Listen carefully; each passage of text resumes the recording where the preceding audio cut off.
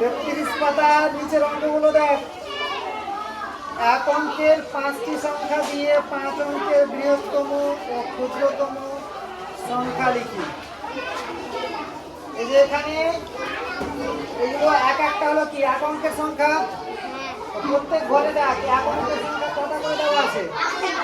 5টা করে। এই এক অঙ্কের 5টা সংখ্যা দিয়ে বৃহত্তম আর ক্ষুদ্রতম সংখ্যা বানাতে হবে। বৃহত্তম মানে কি?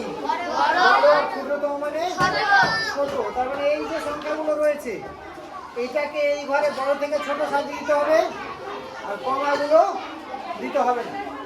আর এখানে ছোট থেকে বড় সাজিয়ে দিতে হবে, কমাগুলো দিতে হবে, তাহলেই হয়ে যাবে।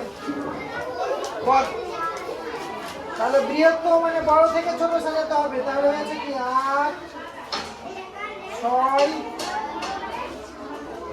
5, 2, 1,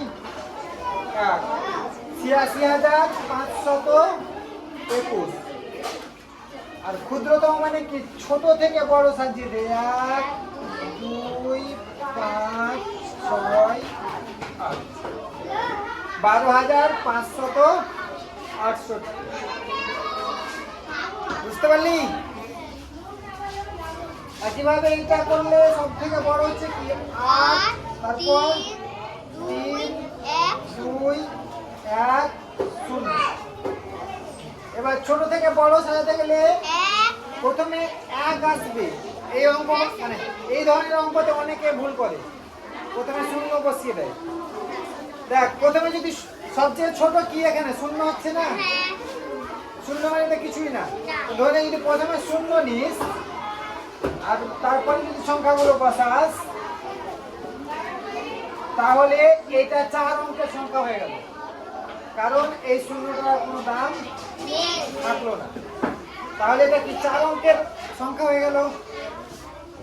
কিন্তু এখানে 5 অঙ্কের সংখ্যা রয়েছে, তাহলে সংখ্যাটাকে 5 অঙ্কের রাখতে হবে।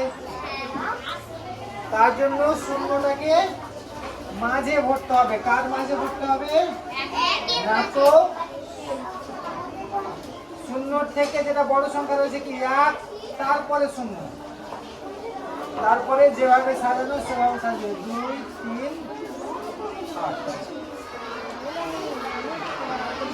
বুঝলি? এটা করলে সবচেয়ে বড় কি হচ্ছে 9, 8, 7, 3, 0।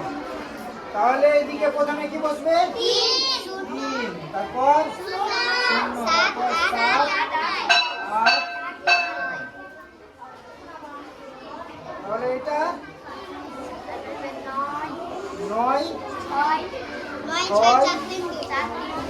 4, 3, 2। তাহলে এদিকে যাচ্ছে 2, 3, 4, 6। এবার দেখ এইগুলোতে কমা ছিল, এখানে কমা কেন দিলাম না? কমা দিলে এগুলো কি হতো? এক অঙ্কের সংখ্যা হয়ে যেত, তাই না? এখানে কমা দেওয়া আছে তো এগুলো হলো এক একটা এক অঙ্কের সংখ্যা। এই কমাগুলো কি করছে?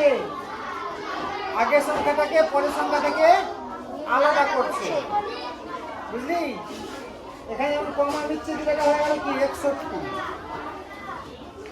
আর এখানে কমা দিয়ে নিলেই হয়ে গেল 6 আর 8, দুজনকে আলাদা করছে। বুঝলি?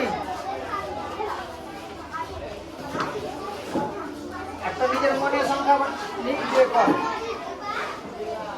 5, 7, 2, 6, 8।